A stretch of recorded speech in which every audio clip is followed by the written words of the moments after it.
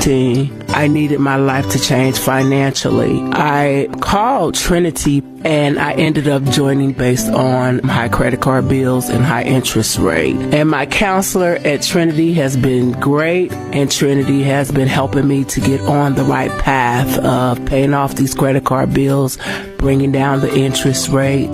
They have consolidated my bills into one low monthly payment. And now I am finally getting out of credit card debt. So I just want to say thank you, Trinity, for showing me a better and greater path. If you're in debt and you need help, call Trinity at 1-800-990-6976. My name is Sharon, and soon I will be debt-free for keeps. 1-800-990-6976.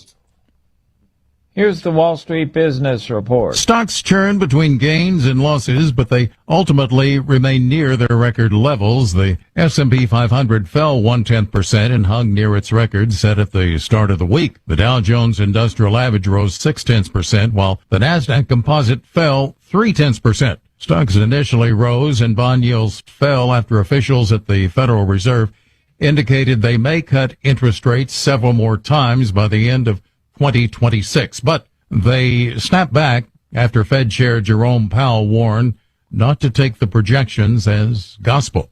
The Dow was up 260 points to close at 46,018. The Nasdaq lost 72 to 22,261. The S&P 500 dropped 6 to 6,600.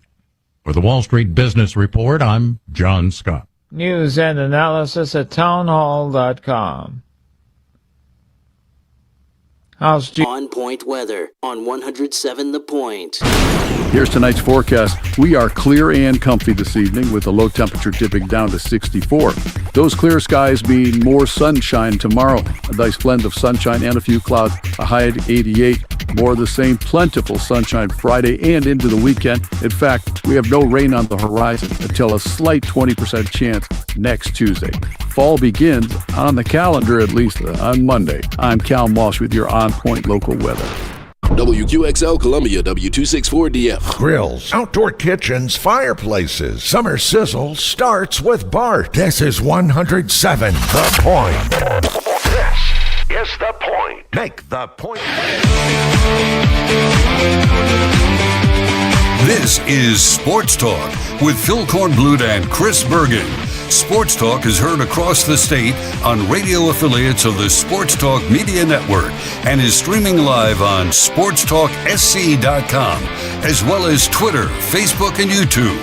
The South Carolina Education Lottery lucky number to call in is 888-898-2525. That's 888-898-2525. Now, here are Phil and Chris with tonight's edition of Sports Talk. All right, welcome in, everybody. Sports Talk Media Network on this warm Wednesday in the Palmetto State. Glad you're with us. The best 2 hours of your day about to unfold from now until 8 o'clock. We're so happy that you've made Sports Talk your choice for listening now. There are so many choices, most of them bad. And we're so happy that you made Sports Talk your choice because we're good. They're bad. So we're glad that you're with us tonight. Our phone number, 888-898-2525. That is the South Carolina Education Lottery lucky number to reach us here on Sports Talk. Our text line number is 803-900-4847. Brought to you by Larry Lucas Insurance here in Columbia. Reach out to Larry for all your insurance questions and needs. That number is 803-799-1998. Give Larry a call for any questions you have in the insurance business. Tonight, we'll put the wraps on this past weekend, the pain of this past weekend, with Chalk Talk with Rick Sanford sitting in again for the vacationing Chuck Reedy. Man, what a life. What it must be like to be Chuck Reedy. I'll ask Ellis Johnson what he thinks it's like to be Chuck Reedy tonight. Coach Johnson will be with us. Rick Sanford will be with us. So we got that for you tonight. We'll hear more from we got coordinator stuff tonight. Let's get coordinated with Tom Allen of Clemson and Mike Shula of South Carolina answering questions about why Why are you not better? Why are you calling bad plays? Why can't you stop them? Why can't you score touchdowns? So they'll have some comment on that. The big news, of answering course, some questions. Yeah. The big news, of course, that we learned this afternoon from, don't do a whole lot of this anymore, but sometimes you just happen to stumble into things. So I have a contact that's pretty close to Lenore Sellers, and was told this afternoon that Sellers did practice today and is doing fine and is expected to play. I would imagine if he's practicing, he's starting for the Gamecocks against Missouri. So that's certainly great news there for South Carolina. Don't know if the gamblers have heard that yet, if the line people have heard that yet, but it's out there, and that's certainly got to be uplifting news for South Carolina. I mean, Lenore Sellers gives them a fighting chance. Then again, we don't know how good this Missouri team is because, they've played Kansas, okay, and Kansas is so-so. The other two games were walkovers. So just how good is this Missouri team? It's a great question, but if you buy into the ESPN FPI, which I think is one of the most ridiculous things that I've ever seen, because it gave South Carolina a 65% chance, I believe, going into the Vanderbilt game. You saw how well that worked out. Mm-hmm. Missouri has an 80% chance, I believe I saw a few minutes ago, to win that ball game. And that was the question that I was referencing, some of the questions that weren't answered, because Mike Schuler was asked directly today if Lenore's practiced, and he said, I'll let Coach Beamer handle those questions. Moved on. Yeah. So, that's right. Obviously, they're not answering every question today. Well, which we knew. I'm sure that Beamer is going to, tonight they'll have at about 8:10, and we'll post this as soon as it comes out, about 8:10, they'll have the release from the SEC of the availability reports for each of the league teams playing conference games this weekend. And that will tell us something. I would imagine that Sellers would be listed no worse than questionable. Yeah, I would agree. I would think it'd be questionable. He's not going to be listed as out, I'm sure, and I doubt he'll be listed as doubtful. My guess is he'll be listed as questionable. Again, it didn't look like – it's easy for us to say we weren't the ones getting hit by a untouched blitzer. It did look like the defender tried to pull up a little bit, but the helmet hit the helmet and got up in there and obviously shook him up enough to where they had to take him out. But it seemed like watching him on the sideline on television, he was on the sideline walking around, watching the game, conversing with people, walked off the field into the locker room, didn't need any assistance or anything like that. So it appears it's a bad news, good news thing for the Gamecocks. The bad news is he got knocked out of a game when he was having a pretty good game, except for the interception in the red zone. He was about 100 yards in the first half. A little over almost 2 quarters, 100 yards passing, and had only had one incompletion. I think he was 6 of 7 for 94 yards. So he was off to a pretty good start. Hadn't taken too many deep shots at that particular time. And so having him healthy and ready to go, that's got to help South Carolina. They just got to execute better. And I go back to, and I'll be interested to hear. I wish Chuck were with us tonight because he's an offensive guy. I don't know that Ellis Johnson has ever called an offensive play in his life. But I'll ask him if he's ever called an offensive play. But, everybody questions the play calling when there's something like this going on. I didn't think the play calling was bad, except for the attempt to run it up the middle from the shotgun on that 4th and short where they got stuffed. I think you're better off trying to get somebody – I think you're better off lining up under center and having everybody and getting in a power formation and just blasting it up in there. It wasn't but about a yard, maybe even less than a yard. But, I saw them they took some shots down the field or had some chance to take some shots down the field. They ran some motion plays. They mixed in the run with the pass. They got some runs going from Faison. So, I don't know. I think the players have to play better. They got to block better up front, and if they do that, then those plays are going to look a heck of a lot better. It's pretty simple. If the guys carry out their assignments and play up to expectation, the play calling is going to look just fine. Exactly. I mean, it really does. And you talked about Lenore Sellers and the Gamecock offense in the first quarter. They were terrific. And you're right. They moved the football. And is that because just wonderful play calling from Mike Shula, or is it because he had his best weapon on the field and that made his play calling look a lot better? I sat in, as I mentioned before, Tim Peck is nice enough to let me sit in and watch some film with him. He showed me some things today. You know, play calling is not the be-all, end-all. The players have to go execute. You can draw up the most electrifying play in the world. If they drop the pass, miss a block, it doesn't work. So whose fault is that? A bad play call, bad execution. You know, I mean, this whole thing of piling on coaches, and it's fair to criticize coaches when things aren't going well. I'm the first one to do it. I understand that. I mean, they're getting paid a lot of money, and they're responsible for the product on the field. But, I mean, we're really over the top here, and I think about these two coaches that just got fired after 3 games. Now, in the case of Deshaun Foster at UCLA, that was a bad hire. He was out of his element from the beginning. Go back and look at some of the stuff he did prior to his first year at UCLA, and it was pretty ridiculous. And you could really see that was going nowhere and going nowhere fast. But UCLA seems to be a hot mess out there because, you know, they left their favored neighborhood of the pack, whatever it was, 10 or 12, to go to the Big Ten. Apparently they got very little fan support now, very little financial support. They're sort of lost out in the middle of the sea here, while Southern Cal across the street is thriving and starting to get it together. But the other one was Virginia Tech.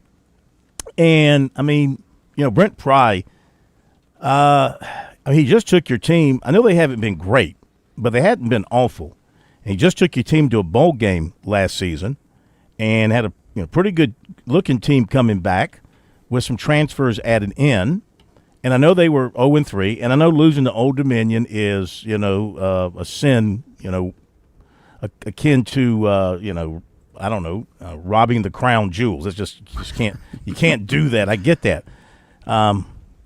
But to fire a guy after 3 games and not give him a chance to get it worked out, that to me, you're caving as an athletics director. And for what I've read, that athletics director is a mess there at Virginia Tech, and they got all kind of issues in there as well. And I'm sure the people who are the NIL providers probably put some pressure on him and said, I could imagine them saying, I'm not giving you another $1 until you get rid of this guy. You're probably right. And so who is – it goes back to what Fran Halloran told us a while back, the money coach, when the idea, and it's still very much out there, when the idea of private equity getting involved in college sports and becoming basically the de facto owner of your athletic program. And like Fran would tell us, be wary of doing something like that because you lose control. Well, I mean, there's really not a whole lot of difference in that and your big money donors who are supporting your NIL programs who aren't happy because you're losing and they want the coach changed. All they got to do is make one phone call and put that threat there. So who is actually running the athletic department? So these are situations that colleges find themselves in, and a coach, Brent Pry was a graduate. Was he a graduate of Virginia Tech, or he coached there before? I think he was a graduate. He was there when Beamer was there. I think he was there with Beamer. I can't recall if he was a graduate, but I mean he was a DC at Penn State. At least, unlike Deshaun Foster, at least he had a pretty solid coaching background behind him when Virginia Tech hired him. So that one's kind of a even though they're 0-3, that one's still, I think, overreaction by Virginia Tech. And who are you going to get now to step in to that situation? So. And we'll see what direction they move in. Pry was not a Virginia Tech grad. He actually went to Buffalo. Well, there you go. He started at Division III Maryville College and then transferred to Buffalo. And he was on the staff at Virginia Tech from 95 to 97 as a GA. And then, of course, came back after a successful stint at Penn State. But you bring up Deshaun Foster, too. That always sounded like a desperation hire for them. Much like Dabo Swinney, never had any head coaching experience before he got the opportunity. But unlike Dabo, he was a UCLA guy. And you're only going to give him 15 games to prove himself as a head coach? Yeah. I agree with you. That just seemed like a desperation hire to begin with, and then secondly, a desperation firing. But you might be right, as they brought in I'm leaving you, and they figured they would be a whole lot better than they are, and they're spending all this money on your quarterback, and he's not producing. So yeah, it's the coach's fault. Yeah. I don't agree in firing. I mean, I understand you're trying to get ahead of the posse here, but I mean, my goodness, you got to give a guy a chance to fix things if he's capable. Maybe Foster, it was viewed he's way over his head and is just not capable. I don't know if the AD who's there now at UCLA was the AD that hired him. I haven't looked that closely into it. If you're the guy that hired him a little over 2 years ago, because he completed 2 seasons, I think this was his third. If you're the guy that hired him and then you're firing him, I should say person. They might have a female AD out there. If you're the person who hired him and now you're firing him 3 years into his third year, you need to look in the mirror. No, he didn't even get that, Phil. Last year was his first season. Oh, this was only his second year. Yeah. Oh, okay. They hired him in February of 2024. Okay. And they've gotten rid of him in September of 2025. Yeah. So that's even worse. Now to Clemson, and Clemson getting ready for Syracuse. And, I'd like to feel really confident. I don't think Clemson's going to cover. As I sit here and start looking at these games and start thinking about what I'm going to do, I think I will. I don't know if South Carolina is going to beat Missouri, but I think I'll take the Gamecocks and the points this time because I didn't have a good week last week, so I've got to live on the edge. I might. There we go. Might take the Gamecocks and the points. Clemson, I think I'll take Syracuse and the points right now, but I'm not saying Clemson will lose, but I think Syracuse is going to score some points with their offense. Now, again, they haven't really played anybody. They ran it up on Colgate last week, and their only good game that they've played so far, their only strong opponent beat them.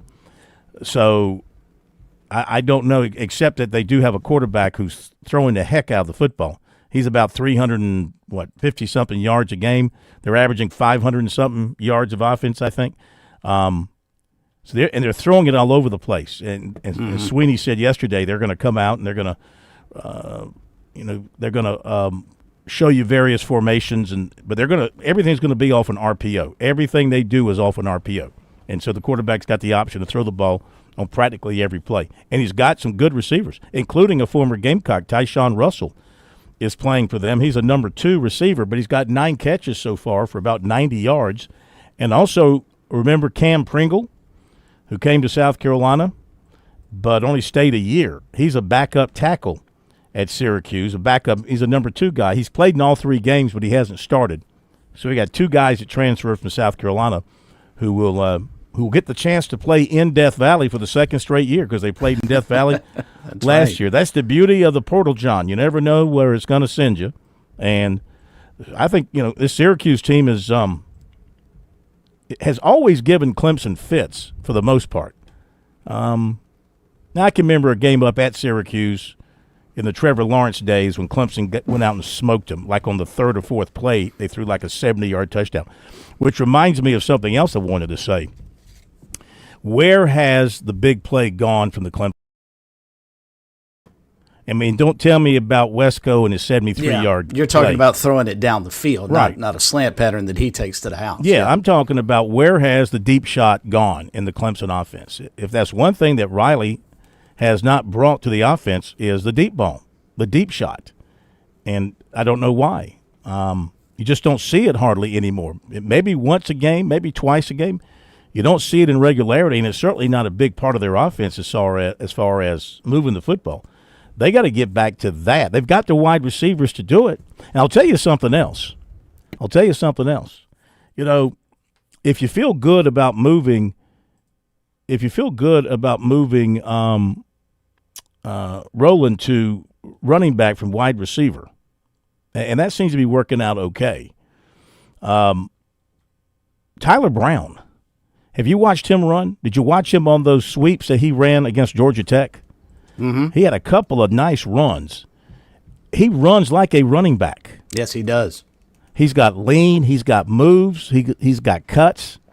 Why wouldn't you look at him in the same way as a potential running back if the other guys aren't giving it to you? You're not getting much out of Davidson. You're not getting much out of Ezio Mumi. You're not really going any deeper than that. Adams didn't play against Georgia Tech, I don't believe. I mean, I would look at that, especially if you get Antonio Williams back healthy. To get Antonio Williams back healthy, which I got a sneaky suspicion. I don't know anything. I got a sneaky suspicion he might be ready to play here against Syracuse this weekend. Why not? Why not put I mean, I'm sure he hadn't practiced at running back. I'm just saying he looks like a guy who could thrive as a tailback in that offense with the pitch. The Clemson doesn't have they don't have the toss sweep, the pitch in their offense anymore, do they? Wow. Do you see that very much?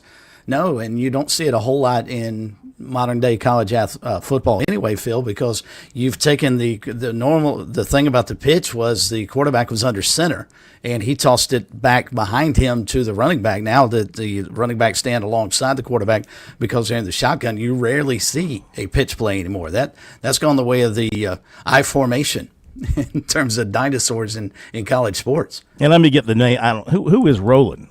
Adam Randall, who I'm thinking Adam about. Randall, yeah. Adam Randall, not Roland. Adam Randall, who did have a nice run. That 30-yard run he had, we talked about that the other night, that 30-yard run he had to convert a 3rd and 22 was an impressive run.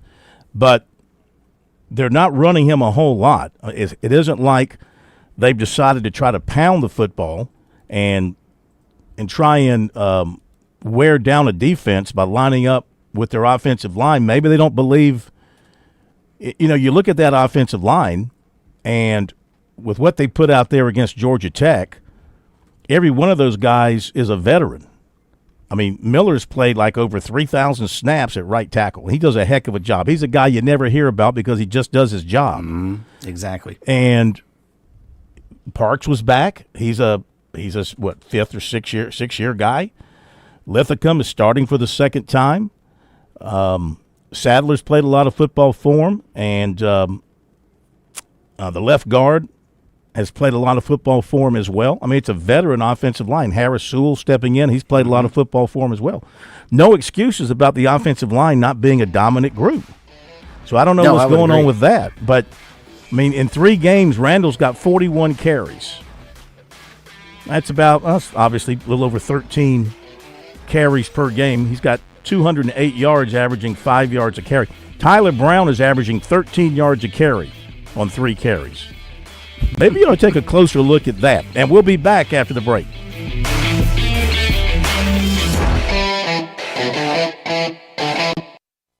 Your home is where your memories live. It's where you laugh and where you love. We understand the importance of the valuables under your roof, tangible and intangible alike.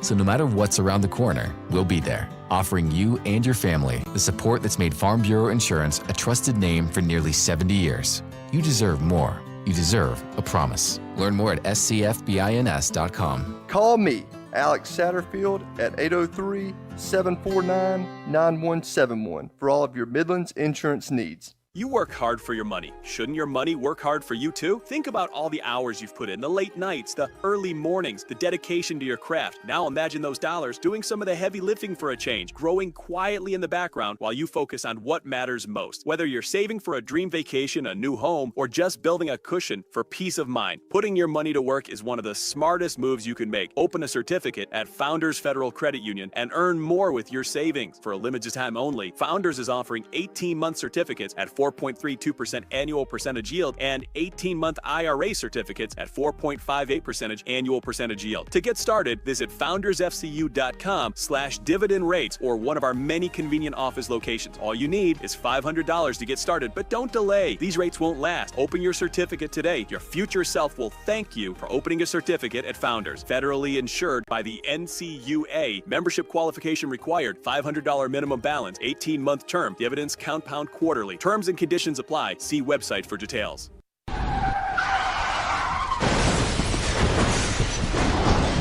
I'm attorney Jim Corbett. That's the sound of a big hit on you and your car or truck. I've been an attorney for more than 30 years, helping people who get injured in car wrecks and truck wrecks. If you have serious injuries, call Jim Corbett, 803-765-2968, or email me at jim@jimcorbettattorney.com. That's CORBETT. I don't get paid unless I recover for you. Jim Corbett Attorney, for your best recovery from a big hit, 803-765-2968, or jim@jimcorbettattorney.com.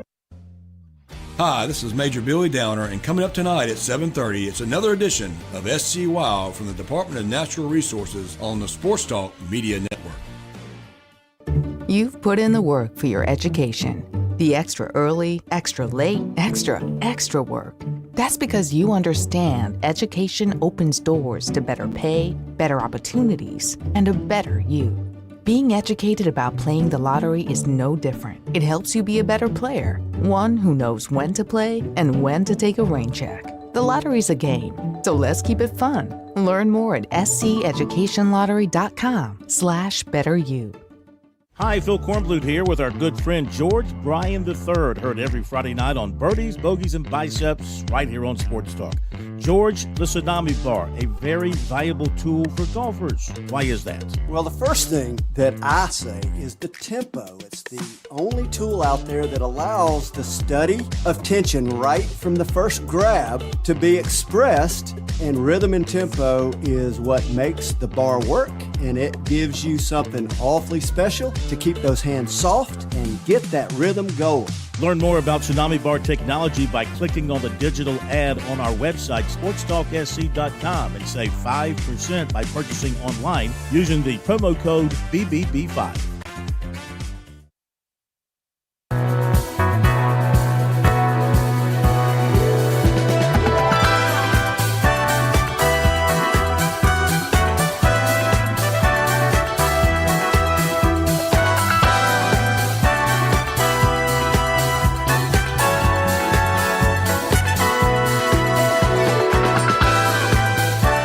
All right, we're too tight to get to the phone calls before the break, so we'll pick up on your calls coming up after the break. Those of you on the phone lines, hang in. Those who want to join us, 888-898-2525 is the number. Our poll question of the week brought to you by Larry Lucas Insurance, 803-799-1998. Don't forget his new office over in Lexington on Sunset Drive, right by the Mellow Mushroom. Clemson, South Carolina, bad losses Saturday regardless of your team. How did that affect your approach for the rest of the season? 53.4%. I've lost some enthusiasm. I want to say that like Frank Martin. I've lost some enthusiasm. 32.8%. I'm still 100% in. 13.8%. 13.8%. I'm finished with it. Interesting.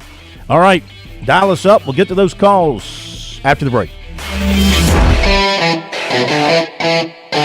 On Point Weather on 107 The Point. Here's tonight's forecast. We are clear and comfy this evening with a low temperature dipping down to 64. Those clear skies mean more sunshine tomorrow. A nice blend of sunshine and a few clouds. A high at 88. More of the same plentiful sunshine Friday and into the weekend. In fact, we have no rain on the horizon until a slight 20% chance next Tuesday. Fall begins on the calendar, at least on Monday. I'm Cal Walsh with your On Point local weather. What's better than getting the best Wagyu and Hereford beef anywhere in these parts and getting it delivered to your door? How about knowing you're still supporting local farmers in Saluda over at H&J Cattle, where tradition meets quality? Visit HandJCattle.com. Place your order for $50 or more, get free delivery in Richland or Lexington County. Plus, Point listeners get 10% off your order. Enter keyword The Point as one word for your discount. HandJCattle.com. The Point.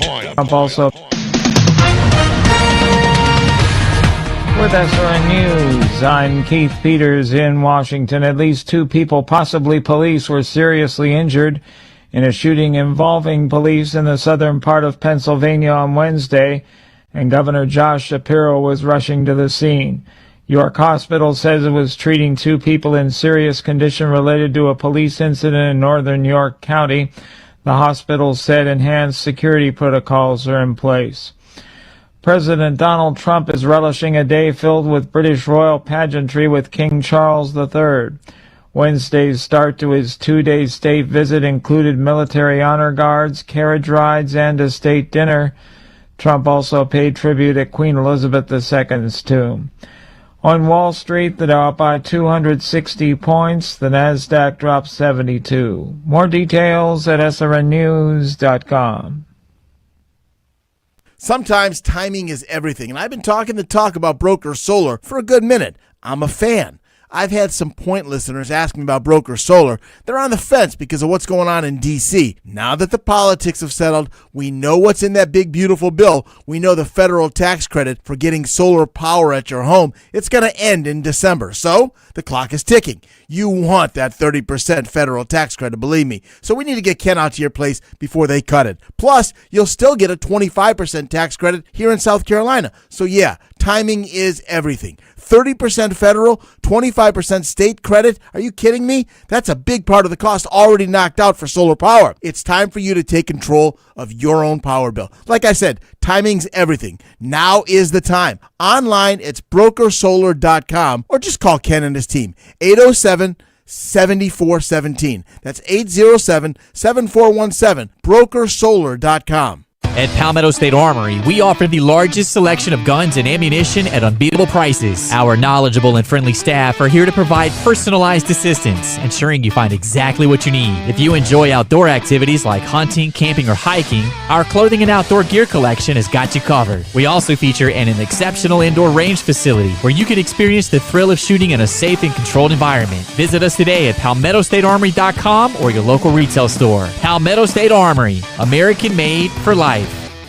Looking to make life simpler and save money? Make the smart move. Transfer your high interest balances to a Founders credit card and take advantage of our balance transfer rate as low as 2.99% APR. That's right, as low as 2.99% with no balance transfer fees. That means more breathing room for what matters, like taking that long awaited vacation or finally getting ahead. Whether you're catching up or simply just want to relax, we're here to help you save more. So, what are you waiting for? Take advantage of this limited time offer through September the 30th. Apply now and enjoy peace of mind knowing you've made a smart move that works for your wallet and for you. Visit foundersfcu.com or stop by a local office today. Promotional rate expires 6 months from the date of the transaction. Then effective APR of 13.25% to 17.9% will apply. For more details, visit foundersfcu.com/cc. Membership qualification required.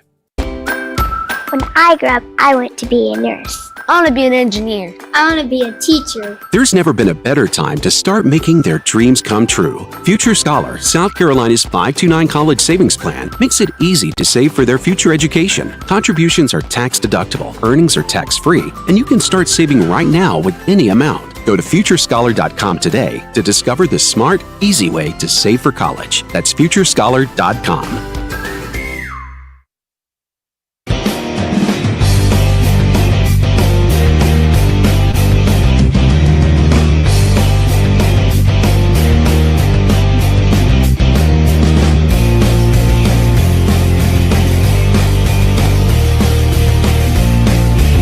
All right, we are back. Sports Talk. It's Sports Talk Media Network, 888-898-2525. To your phone calls in just a second. You know it's golf season at the beach. Oh, yeah. Golf courses are slammed, which is a great thing for the economy down there. You're a golfer, and you want to go to the beach for a big weekend or longer, maybe a week of playing some terrific golf, and you're looking for a great place to stay. Maybe you need a house for all your buddies, or maybe a condo. Give Jimmy Smith a call at James Smith Real Estate and let them hook you up in a great place. Maybe they'll find you something right on a golf course if you need that. Or if you need something larger like a house, they could do that as well. Just give them a phone call, 843-237-4246, online at pauliesvacationrentals.com. That's 843-237-4246 or pauliesvacationrentals.com for James Smith Real Estate, your perfect golf getaway down there at the beach where the golf this is a perfect weekend beautiful. To go. Oh, absolutely. Go this weekend or next weekend or the weekend after that. Couple of quick notes that are need to be mentioned besides what we talked about with Sellers. USC defensive line coach Travian Robertson issued a statement today through his attorney regarding his health after his August 22nd motor vehicle collision. Mr. Robertson, it says, sustained severe and life-changing injuries, so far requiring a total of 5 surgeries for internal and external damage after he was struck head-on by a driver who was reportedly under the influence of alcohol and crossed the center line.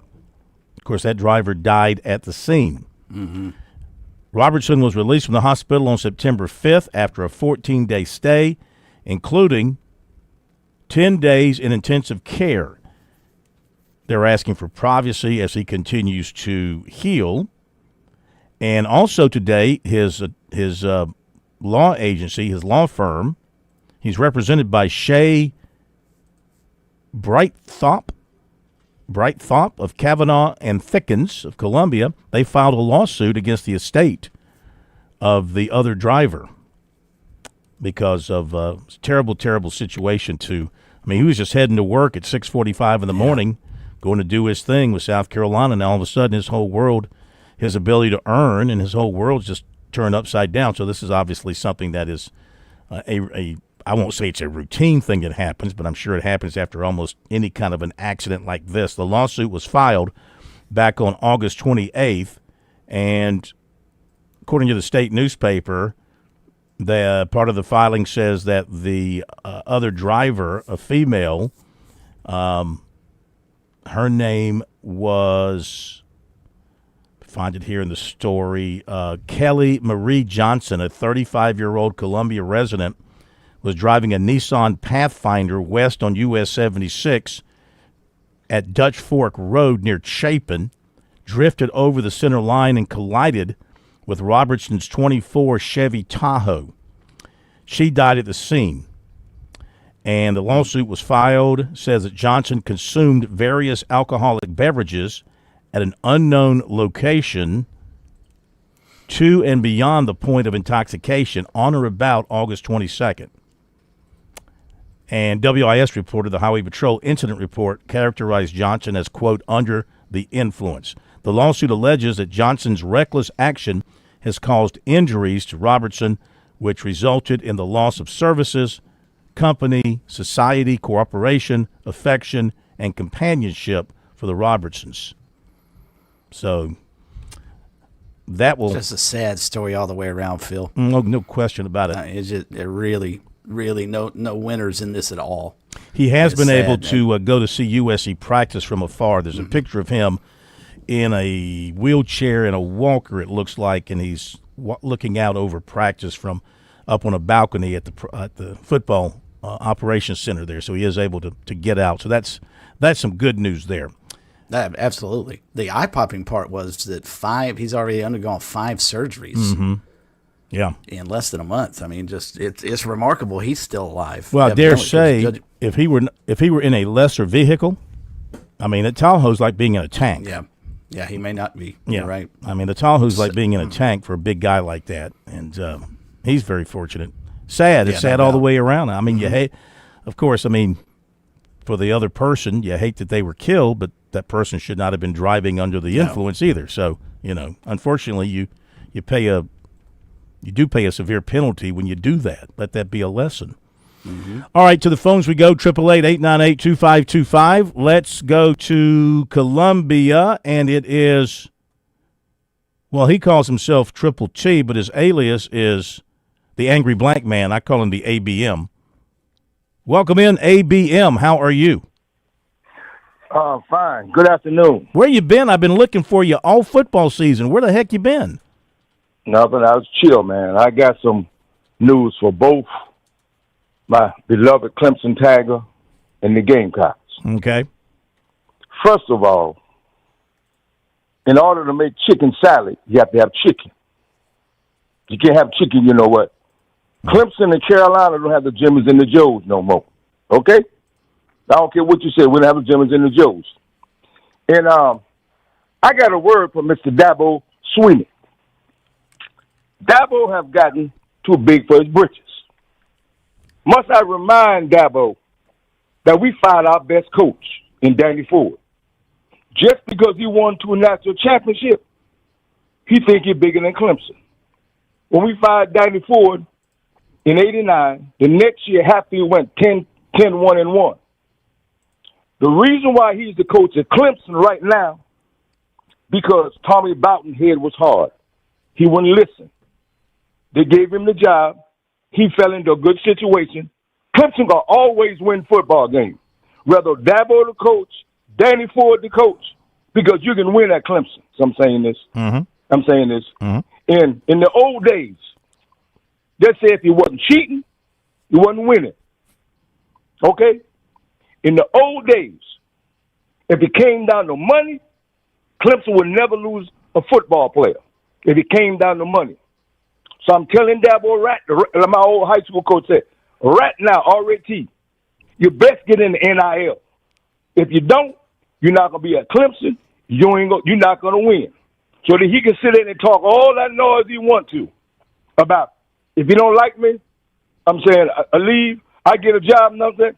Dabo not going to get another major job at a pop. I'm saying this. He might get one at a Tulane or whatever. He ain't going to never go to Alabama because Alabama deal in NIL. They wants to win. So Dabo need to get with the big boys. Get in the NIL. I'm saying, because if you don't, but they don't care about no 5-star anymore. Let me throw a butt in there. Yeah, you're right. I mean, the rankings are, well, they've always been misleading, and they're less important now than ever, because of the transfer portal and the money out there. But Clemson's heavily involved in NIL. They've got the $20.5 million that they've divided up. They've taken 86% of their share, and they use that for football. Their quarterback, according to Larry Williams, is the second highest paid person inside the football building behind the head football coach. They need to get that money back because Klutnick or whatever, he's garbage. Klutnick is garbage. He might be a 5th-round draft pick. So I'm saying he's garbage. I don't care nobody to say. Dabo took a hit when he did the Kelly Bryant situation. Oh, you still can't get past that, can you? Oh, no, I'm not. And like I said, that can haunt Dabo from now on at Clemson. Y'all can say that if y'all want to. Every time you bring up Kelly Bryant, you know what Dabo does? He shines his ring. He shines his national championship ring that Trevor Lawrence got him. He's not gonna get it with another one no time soon. Well, trust me. You might be right about that. Trust me, he's not gonna get one. Listen to me. Guess who about to take over the ACC? SMU. Oh, that wasn't where I was going. SMU over Florida State, over Miami. SMU. Just remember, SMU have never recovered since they dismantled SMU because of Texas and Texas A&M. How can you get a Craig James and who the best running back come out of SMU? Eric Dickerson. Eric Dixon. I'm telling you, man.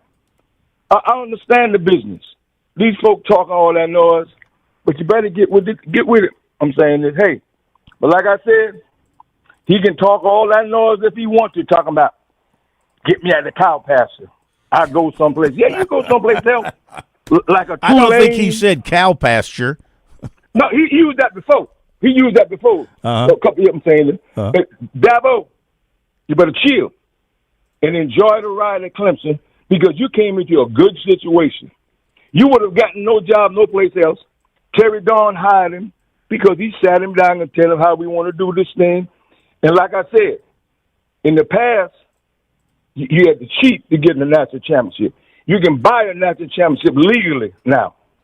Like Nick said, you can buy a kid a Cadillac and everything, and everything good. Absolutely. So like I said, Clemson, Carolina, if you want to win, you better put the big bucks and don't give it to a quarterback. How can you say that a quarterback, then I'm going to get off the phone, is more important than the center?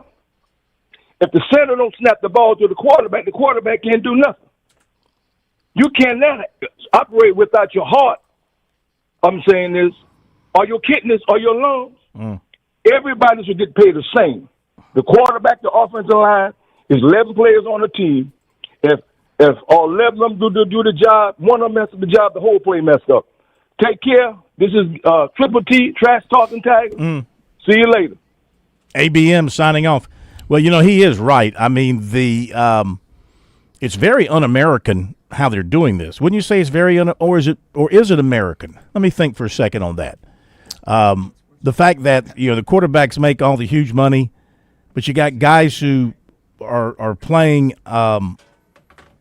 You got guys who are playing and are starters that have to play well and contribute to win, but they're not making nearly as much. I mean, I get it. I guess in the NFL, you got quarterbacks making $10, $12 million a year, and you got offensive linemen making $2 or $3 million a year. I guess if you do it proportionately for college, it's a lower amount of money, but it's the same idea, I guess. I don't know. That's totally American. We reward hard work and advancement and who's the most popular people and certainly the most important position. And Triple T's right in some regard. You've got to have an offensive line. You've got to have running backs. You've got to have wide receivers. But you've got to have that field general. And the most important position, maybe in all of sports, is quarterback. So that person, whomever he may be, Kate Klubnik, Lenore Sellers, Patrick Mahomes, Jalen Hurts, you name it, they are going to make the most money on every football team, and it's understandable. I will disagree on one thing he said, though. If Dabo Swinney left Clemson tomorrow, he would have a job before the weekend is done. Virginia UCLA? Tech, UCLA, or heck, how about this? And Josh can weigh in on this. Florida may get rid of Billy Napier just to hire Dabo Swinney on the spot.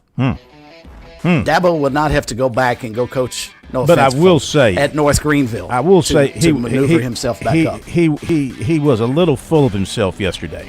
There's no doubt. But Dabo does that. I mean, that's who he is. That's part of his act. I mean, that's part of his act up there. He does it every so often. We can go back and pull his rants out. His rants are, people love to hear his rants. Count me among them. I enjoyed his rant yesterday. They're legendary. They're a quote machine. Back in a moment. There's a lot of things we take for granted in our lives. Your home's AC will run cool. Your drive-through coffee will be hot. And the car will start when it's time to take your kids to school. It's when things don't go as planned that you start thinking about who to call and where to turn. The good thing is, you can prepare for life's most difficult days by calling the Larry Lucas Agency today. Larry is a State Farm agent that has been taking care of people across South Carolina for more than 2 decades. You probably have insurance, but switching is easy, and bundling can save you hundreds or more. Most importantly, the Larry Lucas Agency can help you choose the protection you want at the price you want. All backed by South Carolina's #1 home and auto insurance company. Visit LarryLucasAgency.com today or give Larry a call at 803-799-1998. Like a good neighbor, Larry Lucas State Farm is there. Traveling can be the worst, especially when you can't find your favorite show. Well, don't worry. We've got the perfect way to keep up with everything happening in the Palmetto State when you're away from home. Just pull up the Chief Sports app on your mobile device, and you can listen live to Sports Talk. All right, welcome in, everybody. Sports Talk Media Network. So the next time you can't find us on one of our great radio affiliates, just log on to the Chief Sports app, the best way to stay connected with the Sports Talk Media Network. Call Lawyer Lisa. Experience the difference with Lawyer Lisa. Hi, I'm Lisa Hosteller-Brown. Did you know your will is designed for your assets to pass through the probate court? If you want to keep your loved ones out of court, a revocable trust is a great place to start. Visit lawyerlisa.com for more information and to see how we can help. Call Lawyer Lisa. Experience the difference with Lawyer Lisa. 7511 St. Andrews Road, Irmo, South Carolina. Hi, this is Major Billy Downer, and coming up tonight at 7:30, it's another edition of SC Wow from the Department of Natural Resources on the Sports Talk Media Network. Every lottery ticket purchase keeps education in our state moving forward.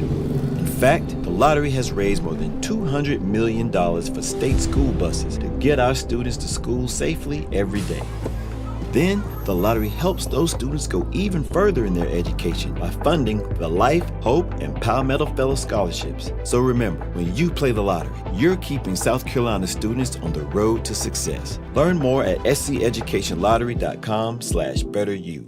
When South Carolina's best high school football players take the field at the Touchstone Energy Cooperatives Bowl, they're backed by a powerful team of their own.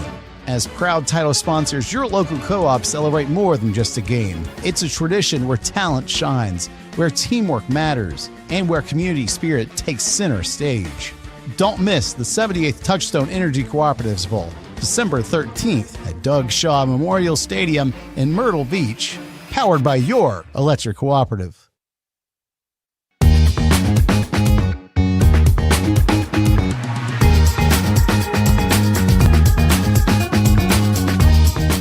Heard from the coordinators at South Carolina today, trying to explain why. Why? Not only did you lose to Vanderbilt, but you lost by over 3 touchdowns. Why did that happen?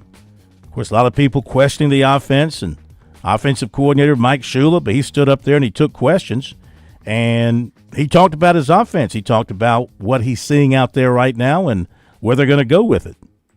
Offensively, we've done some good things and we haven't done some good things. I think they fall into line with a lot of us. So yeah, we just keep working on consistency. As an offense, the negative plays kill you. It's pretty cut and dry. You keep the ball moving forward, you stay out of the negative plays, you get a better chance to move the ball and score points. So can't get the ball moving backwards, can't have the ball moving backwards, however it is, whether or not it's up front, whether or not it's another position. Again, offensive line a lot of times gets noticed, sometimes for the wrong reasons. Or they get noticed when something negative happens. But there's a lot of good going on there. All I know is our guys practice hard. They're getting better as with experience, whether or not they're young guys or new guys to our system. But we have to be better as an offense. With the quarterbacks the last couple of days of practice, I know you're obviously not going to share an injury report, but what can you share that you've seen from those guys these last 2 days on the field? Quarterbacks are doing well. They're practicing well, practicing hard, and getting ready for a really, really good defense. Hey, Mike, what did you see out of Luke stepping in to play quarterback when Lenoris went down? And just how do you feel like if he were to start this weekend, how ready do you feel like he is for that opportunity? So Luke he's a really good communicator, does a good job of getting people lined up. And, he probably what you all saw as well. Some really good things, some things that were okay, and some things that, we'd probably like to have back. So, but Luke's smart. He's very conscientious. He's very inclusive with the guys on the sideline, guys in the huddle, and does a really good job communicating there, and then also with us. So has good ideas and thoughts, and he's a guy that you can tell that has a lot of experience, but kind of like the offensive line, and all of us just keep working for that consistency. In a situation like Saturday night when Lenoris does go down right before the half, how much does the game plan kind of have to change in that moment with a different quarterback with maybe a different skill set than what Lenoris has? Yeah, I think a little bit, but we try to work as hard as we can, quarterbacks and coaches, just to where it becomes seamless if the next guy up has to go in. But yeah, you want to try to kind of tailor it maybe to the guy who's in there. So as we know, when it's hard to get equal reps to all quarterbacks. So if a guy is not starting, then he's probably not getting as many reps. So one of the things you try to do is kind of like, okay, hey, what plays do you like? What plays in our system? I know you like everything. I get that. I know you like everything, but what plays do you really like? And then you try to call those plays in the game, and especially if they're the things that you saw during practice that they're doing defensively, they're doing. What's impressed you the most about Nick Carber the last few games? Yeah, I think he's kind of like, since I've been here, I think he just continues to grow and to get better. Has he arrived yet? Not quite there. I think he'd probably be the first to tell you that. But the thing I like about him in general, though, is that he's very conscientious and really works diligently to get better, and gives good effort. He's got good toughness. He's still learning a lot about playing the position in every aspect, running routes, understanding how the route adjustments, tying in the run game with the pass game, running with the football, all that kind of stuff. But yes, he's hopefully, if he continues with the way he's going, he'll continue to get better and help us. In regards to Lenoris running the ball, Shane said yesterday that they're the same plays that you guys ran last year. How accurate is that? Yeah, I would say there's, when you offensively, there's a lot of, you work in the off season or training camp, things like that, to have kind of a core set of plays, running game wise, passing game wise, whether or not it's whoever's running the ball, running backs, quarterbacks, whatever, and then you try to build off that with variations. And I think, all through my career and in every offense I've been in, I think offenses have that. You have a base and a foundation, and then you have variations off that, whether or not it's a similar run with a different add-on, so to speak, or same exact run with a different formation, or same run with the same formation. Whether it was running plays or when you had Lenoris dropping back the other night, how do you feel like he looked just overall, making decisions, getting the ball out and doing all those things before he had to? Yeah, I thought it was really good, except that last one. You know what I mean? Just that one at where they got the interception on that. But other than that, no, it was good. I thought we were really productive on first down. I thought we were doing a good job running the football, protecting and throwing it. Got the score in the first drive, and then we're able to go down there again on that second drive, and just unfortunately didn't, had the turnover. All right, there you go. Mike Shula. See how things go for the Gamecocks. As we mentioned, looks like Sellers will be ready to go for the Gamecocks Saturday night, so they should have their full offensive weaponry at his disposal, and see what kind of game he calls and see what Missouri is able to do against the Gamecocks. This Missouri team, as I mentioned, we still don't know what they're all about because of the competition they have played to this point. But you look at some of their numbers, and I mean they've got some impressive numbers out there at this point. 486 yards per game. I'm sorry, that's Syracuse. 587 yards per game. Number 4 in the country, 587. Number 5 in rushing offense at 302. Number 8 in scoring at 52. They can't be this good, Bergie. They just can't be. Number 5 in total defense at 200 per game. Number 5 in passing yards allowed at 100. Number 2 in time of possession at 37, almost 38 minutes. Bo Pribula, number 5 in completion percentage. Ahmad Hardy, who had 250 yards against Colgate. Then he went and brushed his teeth with Crest. He is number 2 in rushing yards. They can't be that good. You wouldn't think so, but South Carolina couldn't be this bad right offensively, and they have been. So this is a big show-me moment in the show-me state for the Gamecocks. Well, they've played Central Arkansas, Louisiana, and Kansas.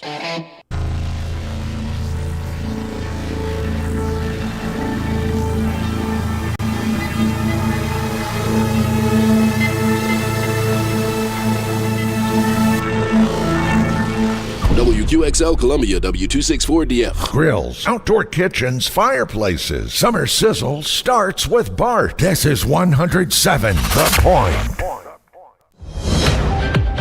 News this hour from Town Hall. I'm Keith Peters in Washington. The Federal Reserve will cut interest rates by 1/4 of a percentage point, so they will now be between 4% and 4.25%. Federal Reserve Board Chairman Jerome Powell says labor market concerns drove the rate cut. The market slowing in both the supply of and demand for workers is unusual. In this less dynamic and somewhat softer labor market, the downside risks to employment appear to have risen. Fed officials led by Powell had kept their rate unchanged this year as they evaluated the impact of tariffs, tighter immigration enforcement, and other Trump administration policies on inflation and the economy. They predicted 2 more rate cuts this year. The widow of Alexei Navalny says the 2 independent labs have found that her husband was poisoned shortly before his death in an Arctic penal colony in Russia.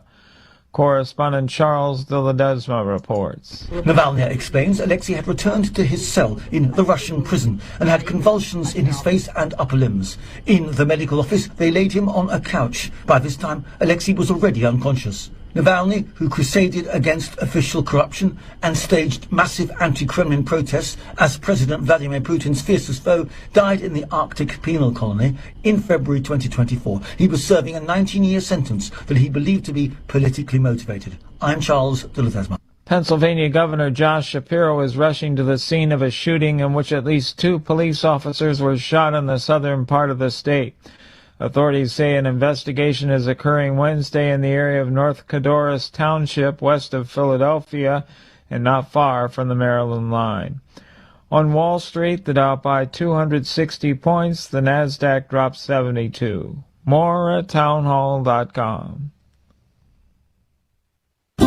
The following is not an actor, but a real-life story from Trinity Debt Management. Every day I speak with people who are worried and are feeling a lot of pressure because of credit card debt. That's why I'm very proud of what we do at Trinity. We just help. We give people the support they need, along with a real plan to become debt-free. Credit card bills are consolidated into a single monthly payment that is much less than what they were paying before. Most of our members end up saving thousands and even may improve their credit scores by as much as 200 points. I know from the bottom of my heart that I'm making a difference in the lives of the people we help. It just makes me really happy. If credit card debt has you down, call Trinity at 1-800-990-6976. My name is Julie, and I'm a Trinity counselor. Call me and become debt-free for keeps. 1-800-990-6976. New Jersey becomes the 14th state to allow human composting. Democratic Governor Phil Murphy signed the legislation last week. It authorizes a practice called natural organic reduction, which involves putting a body into a large tank that also holds straw, wood chips, and other natural materials. The human remains and organic materials mix with warm air and are periodically turned until the body is reduced to a soil-like material that can then be given to the dead person's family. Opponents argue human composting is disrespectful or goes against traditional religious beliefs. I'm Julie Walker. The National Toy Hall of Fame announced its 12 finalists for the class of 2025. Contenders include Battleship, Connect 4, Spirograph, and Trivial Pursuit. News and analysis at townhall.com. From Washington, I'm Keith Peters. Engine trouble. On Point weather on 107 The Point. Here's tonight's forecast. We are clear and comfy this evening with a low temperature dipping down to 64. Those clear skies mean more sunshine tomorrow. A nice blend of sunshine and a few clouds. A high at 88. More of the same plentiful sunshine Friday and into the weekend. In fact, we have no rain on the horizon until a slight 20% chance next Tuesday. Fall begins on the calendar, at least on Monday. I'm Cal Moss with your On Point local weather. WQXL Columbia, W264DF. Grills, outdoor kitchens, fireplaces. Summer sizzle starts with Bart. This is 107 The Point. This is The Point. Make the point.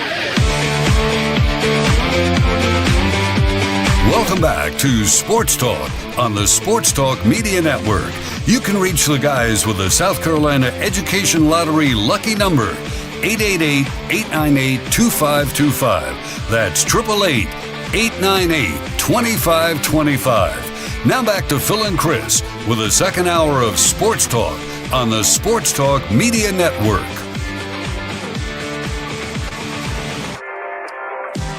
Okay, we're back on Sports Talk Media Network on this Wednesday night. Phil Kornbluth, Chris Bergen, and the plumber, Josh Cohen, all together with you. In just a couple of moments, we'll have another edition of Chalk Talk here on Sports Talk. Couple of quick notes here from the Greenville News.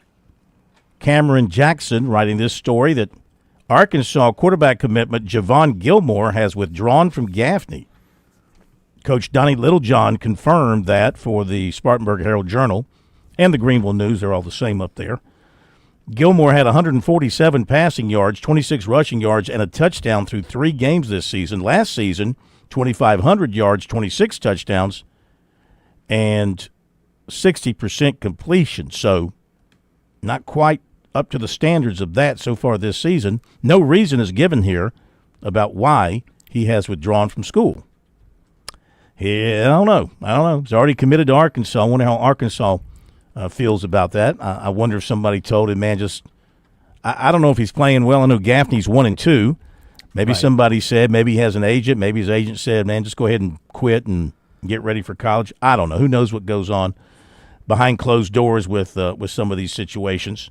And you wonder, too, Phil, how much it played into the fact he's evidently splitting time with another quarterback up there, Banks Booten.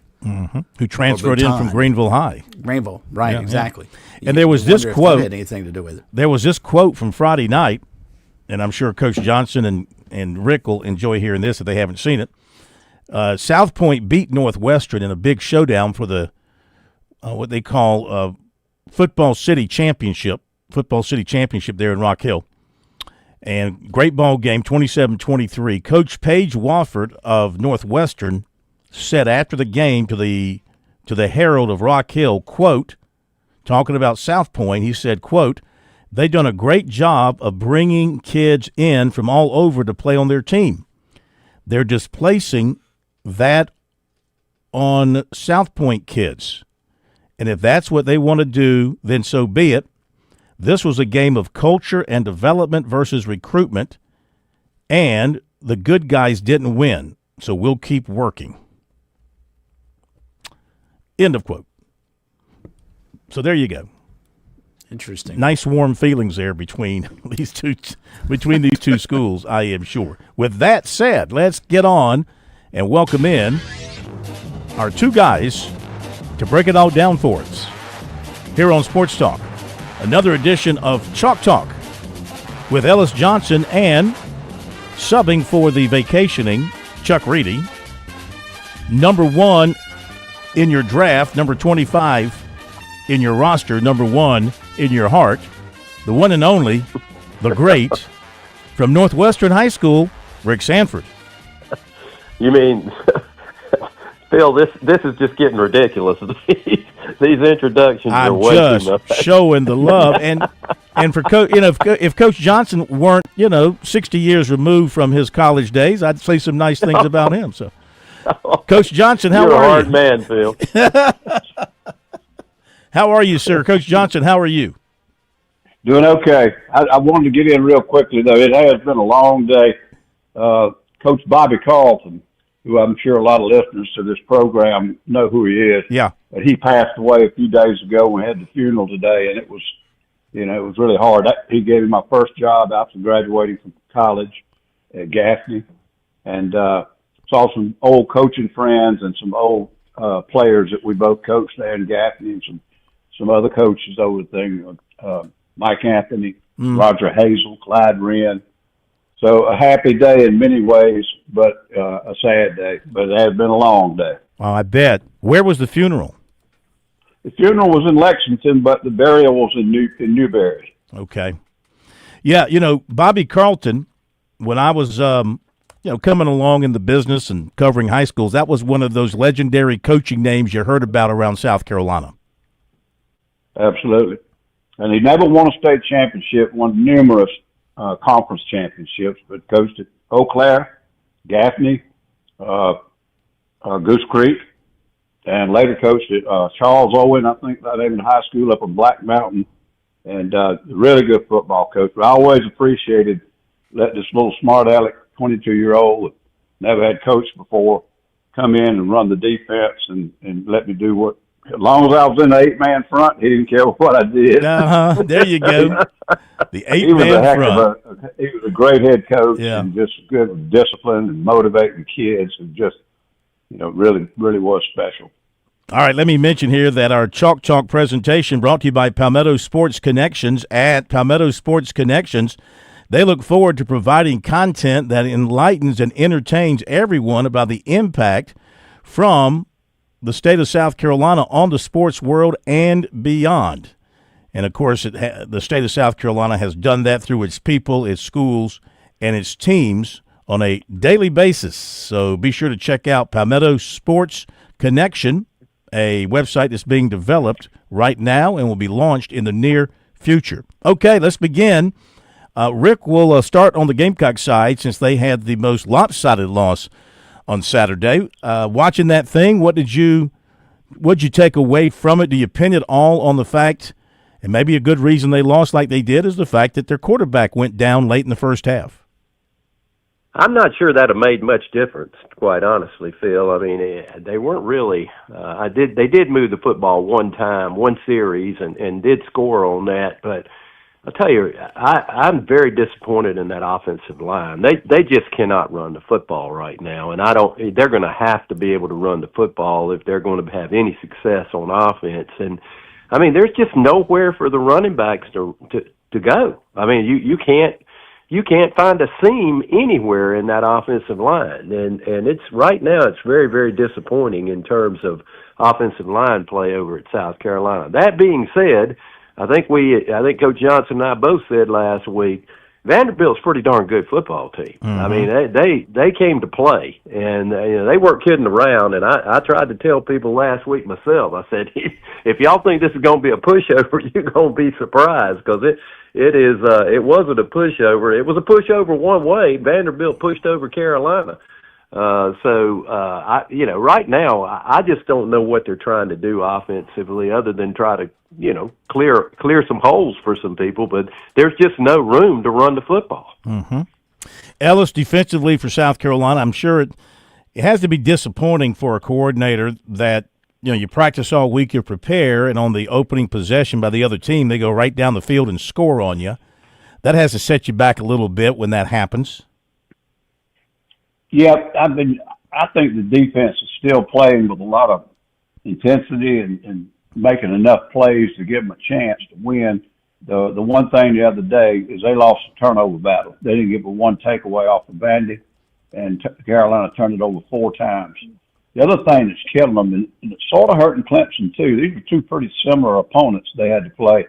And the fact that both of them rely on quarterback runs, rely on running the ball percentage-wise, and when they have drives of numerous plays, the run plays are by far more numerous than pass plays. Mm-hmm. You say, well, big deal, as long as you get the ball down the field, who cares?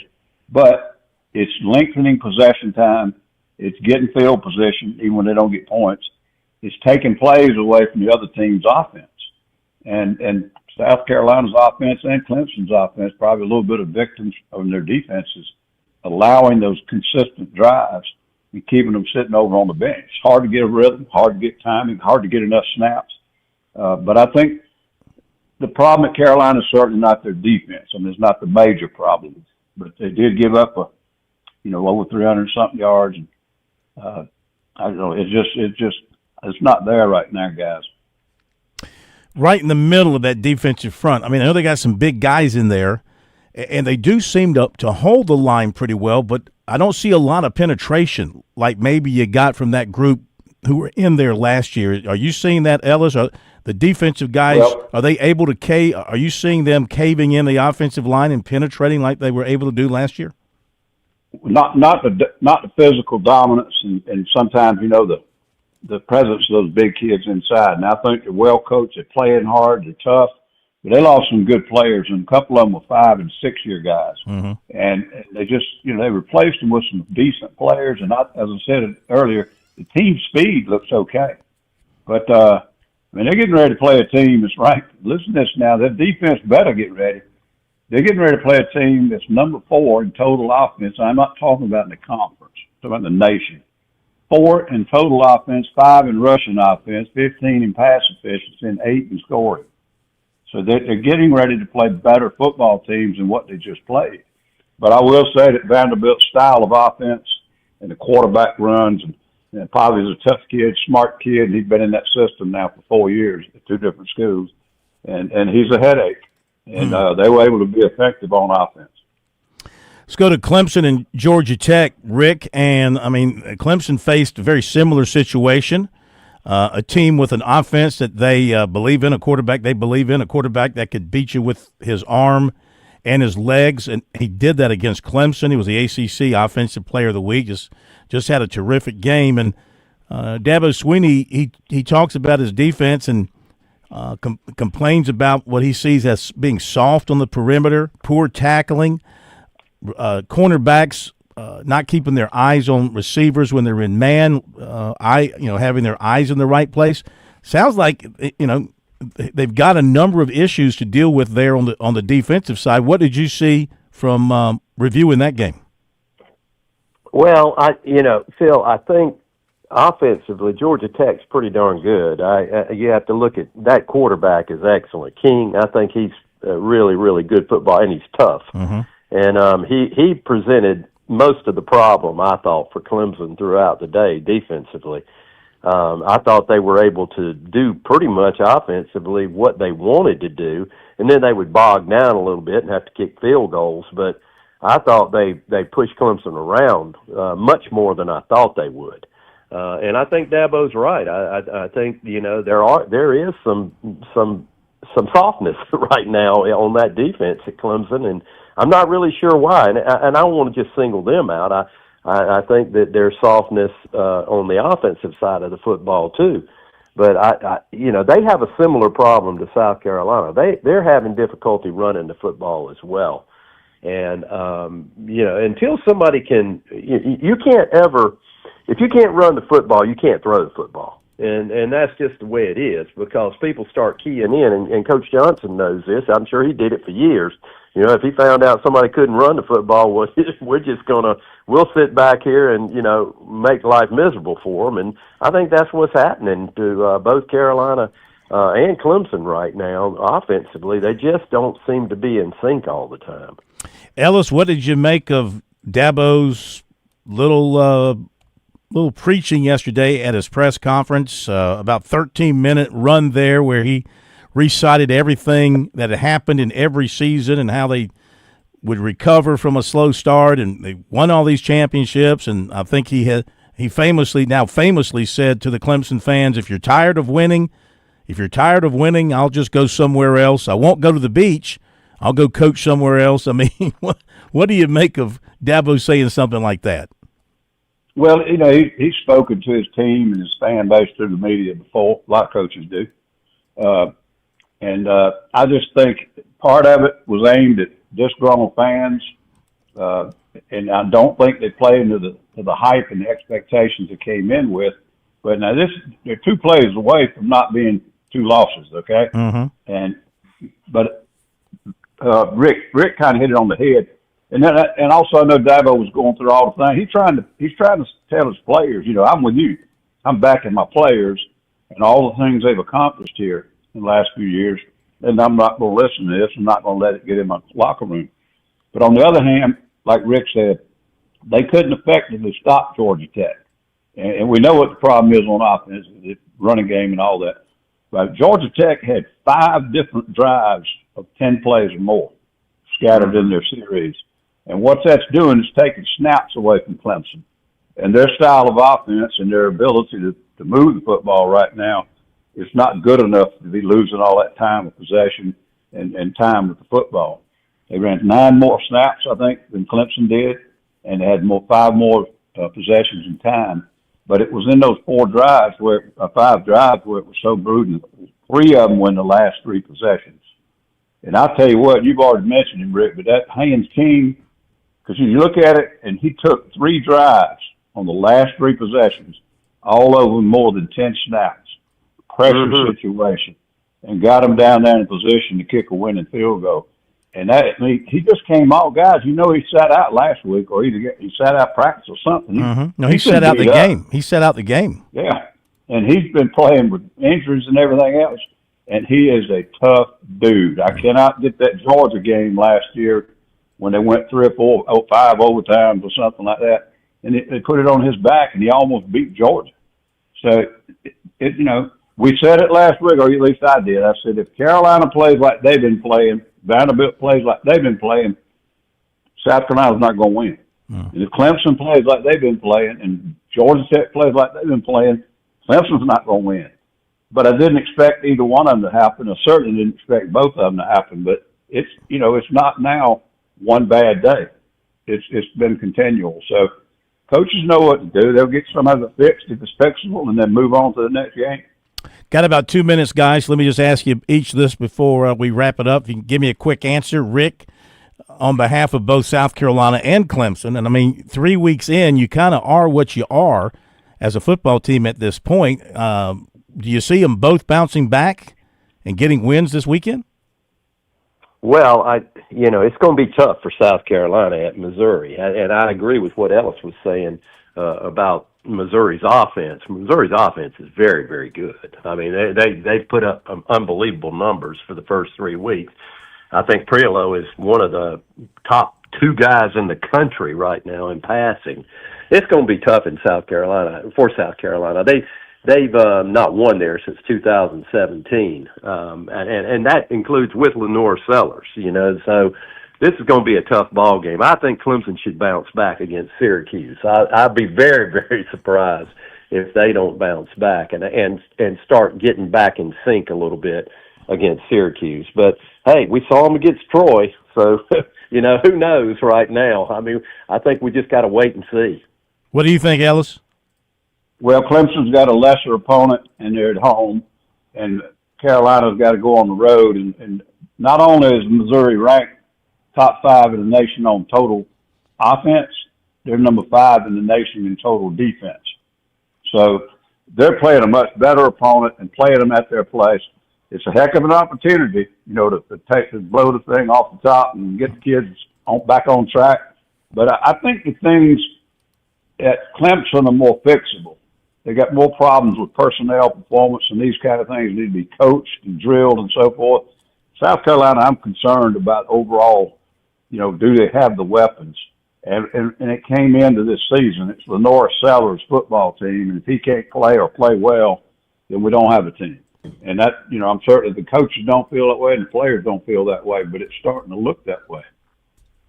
Guys, as always, we appreciate you. Ellis, thank you. And Rick, thank you for filling in for Chuck. I'm sure Chuck will have another vacation coming up during the season.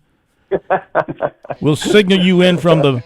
I'll give the signal for the right-hander to come in from the bullpen. But, take me off the bench, Phil. Yeah, take me off the bench. You guys are great. We thank you so much as always. Ellis, sorry for the loss of Coach Carlton. I know he was close to you. And we appreciate you making time for us. Y'all have a great week. We'll talk to you next week. Ellis and Rick, I'll see you next week for some lunch somewhere. All right. Great, Phil. Thank you. All right. We'll be right back. This is Major Billy Downer with the Department of Natural Resources, and I've got a message for all of our hunters out there. Whether you're on the water or going hunting on land, always tell someone where you're going. Be specific and tell them when you plan to return. Plan your hunt and hunt your plan. For more information on hunter education, visit dnr.sc.gov or join us on Wednesday nights for SC Wild. Download the free Go Outdoors SC app from SCDNR, buy licenses, report harvests, and carry everything digitally right on your phone. Go Outdoors SC. In Columbia, South Carolina, game days are our specialty. Whether you're watching the game from inside the stadium or from the big screen at your favorite local spot, the energy remains the same. Craft the perfect fall Saturday in a city where there is plenty of action on and off the field. From tubing and kayaking to Soda City to rooftop restaurants and plenty barbecue. We're ready when you are. Plan your weekend at experiencecolumbiasc.com. You were always more than my mom. You were my role model, my best friend, and biggest supporter. You filled my days with unconditional love, and you also prepared for the day when you couldn't be here. Because of the woman you were back then, I'm able to be the woman I am now. Your planning made this moment possible. Set your family up for life. Southern Farm Bureau Life Insurance. Your friends for life. Life insurance isn't for you. It's for those you love the most. For a complete insurance review, call Buddy Bridges in Lawrence County at 864-923-2174, serving Lawrence, Clinton, and the shores of Lake Greenwood. Southern Farm Bureau Life Insurance Company, Jackson, Mississippi. Not licensed to do business in all 50 states. Hi, this is Major Billy Downer, and coming up tonight at 7:30, it's another edition of SC Wild from the Department of Natural Resources on the Sports Talk Media Network. South Carolina's taste buds have spoken, and they're asking for beef. There are more than 7,800 farms raising cattle from pasture to plate in the Palmetto State. So whether it's steaks on the grill before the big game, sirloin medallions plated for date night, or burgers with a family, make sure beef is a part of your playbook this football season. Smoked, grilled, and slow roasted. Find the best way to enjoy your beef at sccattle.org. Beef. It's what's for dinner in South Carolina. Funded by the South Carolina Beef Council, part of the Beef Checkoff program. Straight Up Sports is simply all sports, all the time. Straight Up Sports is a collection of retired and award-winning sports writers and sports broadcasters from around South Carolina. Like Bob Gillespie from the State Newspaper, Scott Kiefer from the Greenville News, and Mark Sturgis from ESPN Upstate. Straight Up Sports is about the stories, just like the days gone by with no editors nor managers involved. Check us out on Facebook or Twitter or online at straightupsports.net. The Sports Talk Recruiting Report is sponsored by Seawell's Catering.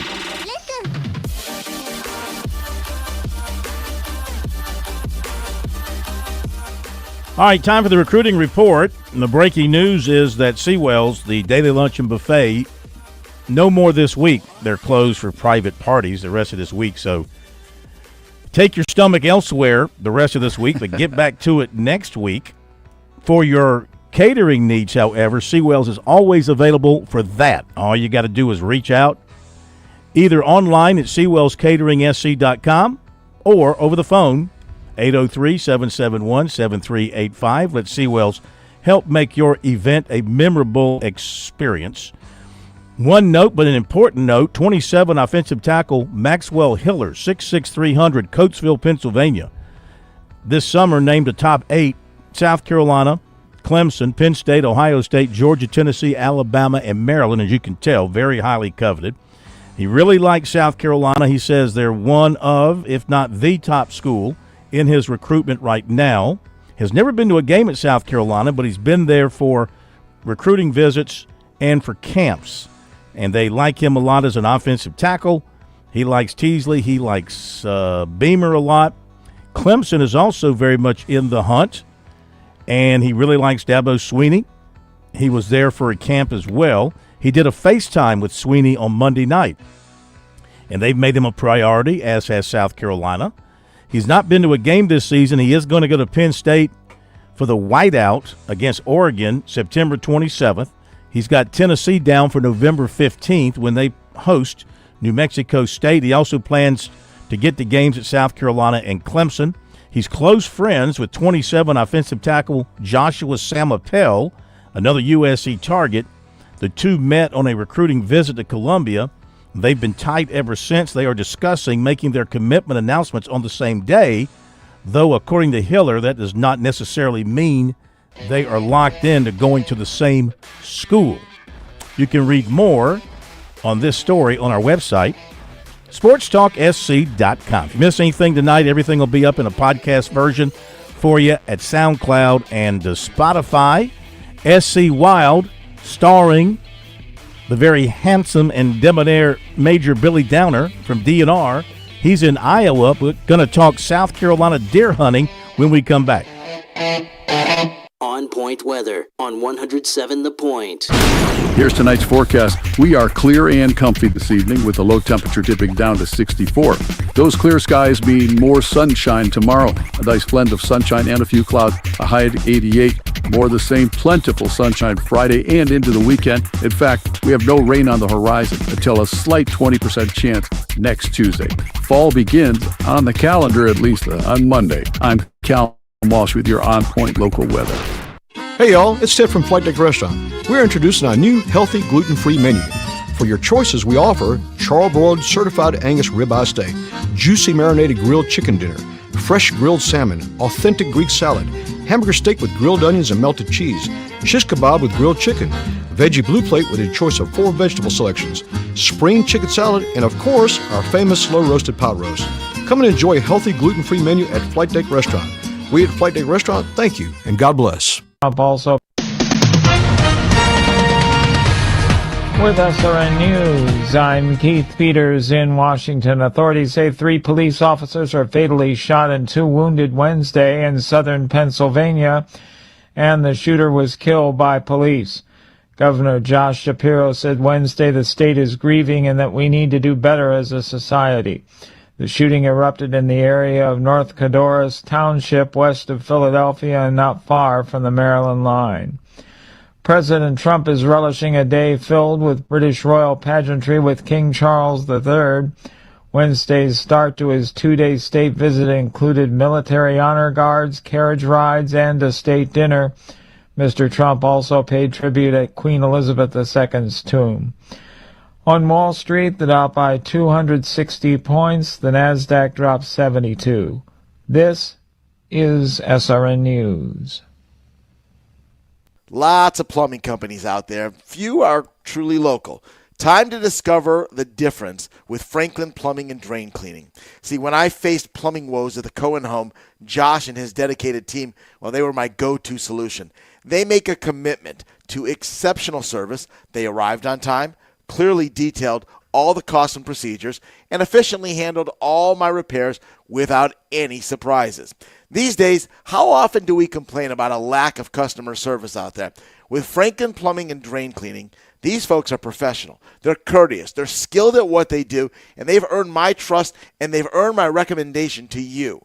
From urgent repairs to the tankless water heater you've always wanted, they've got you covered. Visit franklinplumbing.sc.com or call 799-2222. That's 799-2222. Hey, you tell them Kev sent you from The Point. I'm pretty sure you'll want to thank me later. Hayes takes the snap, play fakes, Johnson floats, end zone, caught, touchdown, Javonte Graves Billups. This one from about 14. I'm Brian Giffen. The Dogs return home and back to conference play as they host Mercer on Saturday. Join Lee Glaze and me with pregame coverage at 1 and kickoff at 2 on Columbia's local talk radio experience, 100.7 The Point and MakeThePointRadio.com. Are you in the market for an auto loan? Move now. Get an auto loan from Founders Federal Credit Union now through October 31st, and you'll be entered to win up to $25,000 toward your qualifying auto loan and a $5,000 deposit into your Loyalty Select account. Loyalty Select is our highest yield savings account. Leave it there to grow or transfer it out to spend. And the best part? We'll be choosing monthly winners. So the earlier you get your auto loan, the more chances you have to win. So don't wait.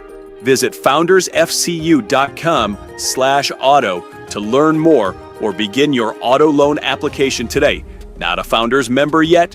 Visit us online or stop by an office to learn more about Founders and see if you qualify for membership. We have the financial tools you'll need and the personalized service you deserve. Relax, you're with Founders. Terms and conditions apply.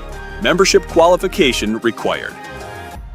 This is Fran Halloran, the Money Coach. Grow with The Point as we build on 10 incredible years of community local radio. We built an environment where our listeners are our family. Are you a small business with big dreams? Join the tremendous stable of advertising partners at The Point. Connect with Kevin Cohen and brainstorm a tailored strategy to escalate your business growth using the powerful platform of The Point. Call Kev directly at 563-8558. Teaming with The Point, you can make the next year your best year. It's SC Wild with Major Billy Downer from the Department of Natural Resources. Major Downer is here to answer your questions about the great outdoors. Call in now at 888-898-2525 and join SC Wild on the Sports Talk Media Network.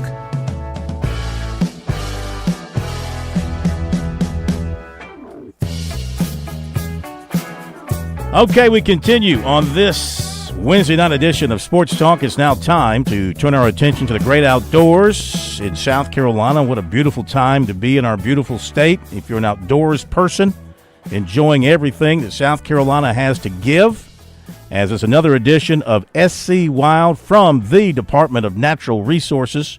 Their beautiful location. If you haven't had a chance to get over there to get your licenses done or check out something that's important to you. God, what a beautiful facility you've got now over by the the new State Farmers Market off of I-26 in Columbia, over by the airport in that area. If you, the beautiful thing is the parking lot is so big, and they were smart.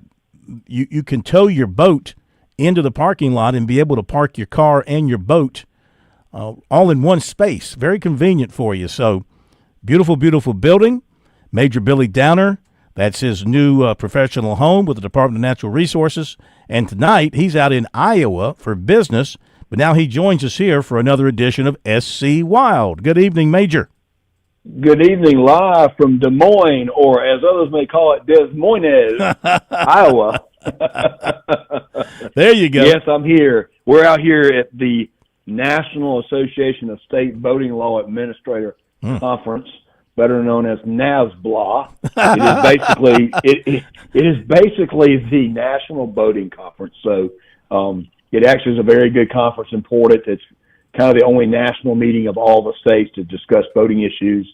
We always learn something every year, and it's where we look at problems. If you think your state's the only one having a problem in an area, you're not. There's other states having the same problems, talking about everything from weight boats to boating areas, boat zones, different new boats, shallow water areas, whatever you want to call, you think about. We discuss all the issues here, including and not limited to paddle boats, which is a big deal here across the United States in the last 10 years. So paddle sports have grown tremendously. But tonight, I don't want to focus on boating. I want to talk about deer season, because here we are. It is September the 17th. 2 days ago, the 15th has come and gone. And so now we have the antlerless deer tags are in effect. It's a big deal in South Carolina. Managing our deer herd is that on September the 15th, you can now begin to use your individual antlerless deer tags or your deer quota program tags, ETP we call it. So I wanted to go over that field with folks a little bit, remind folks of how our tags work to make sure everybody understands that. We have 750,000 deer in the state is our basically where we are with our population right now. Just to remind folks, I talk about this every year. Hunters take around 250,000 deer a year, and deer successfully raise about 250,000 fawns each year. So our population remains fairly stable, right there at 750,000. There was a point in the turn of the century at 1999, 2000, our population had risen to 1 million animals in the state, and it's since gone back down for different reasons. But again, 7,000 is a lot of deer.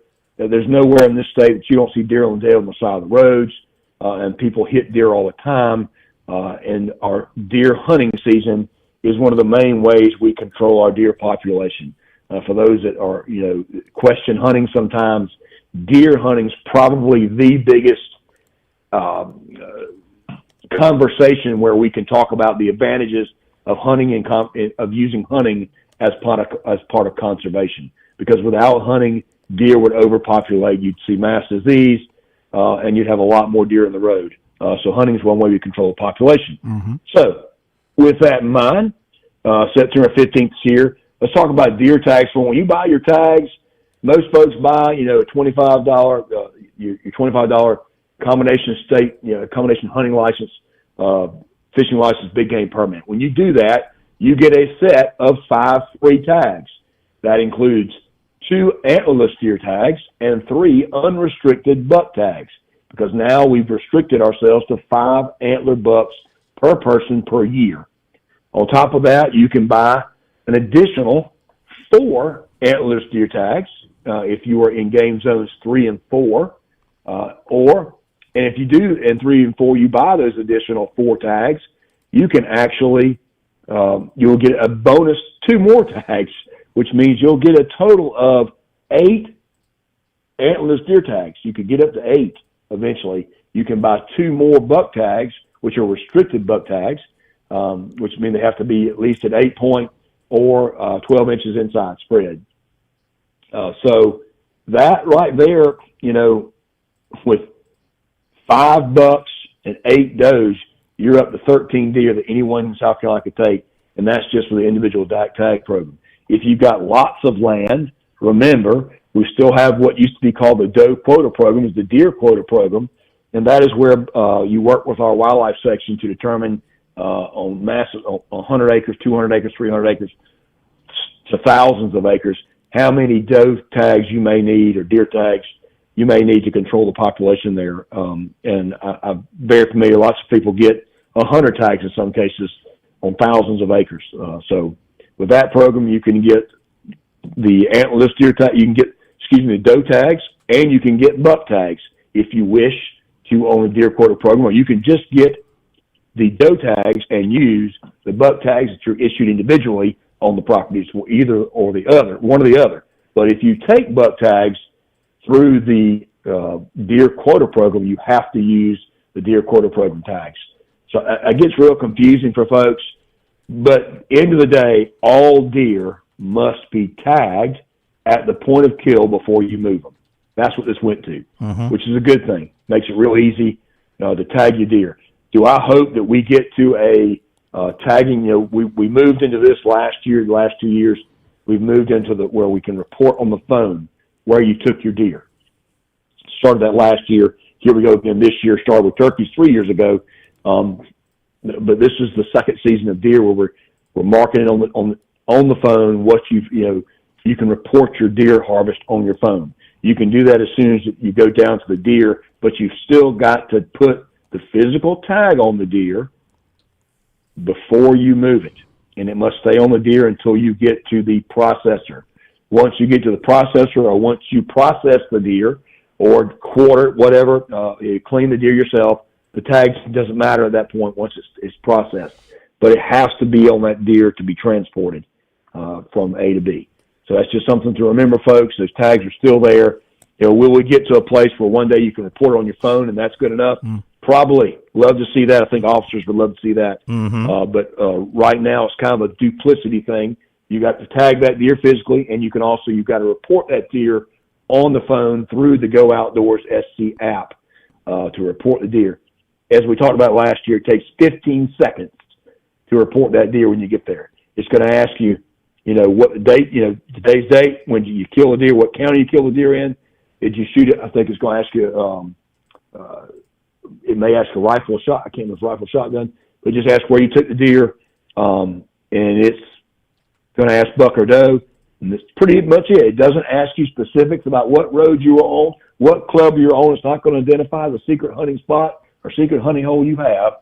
It is just a tool that helps us really monitor the deer, what the deer take is day by day. And you can go in through the Outdoors app, just like we talked about before turkeys, and you can look at how many deer has been taken in South Carolina thus far, which is pretty cool when you go to the Hunter's Toolbox. And while we're talking, I might as well go ahead and do that and just kind of look at that for a minute. But the Hunter's Toolbox talks about that.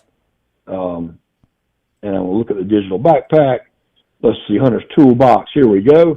I'm doing it right now as I'm telling you about it.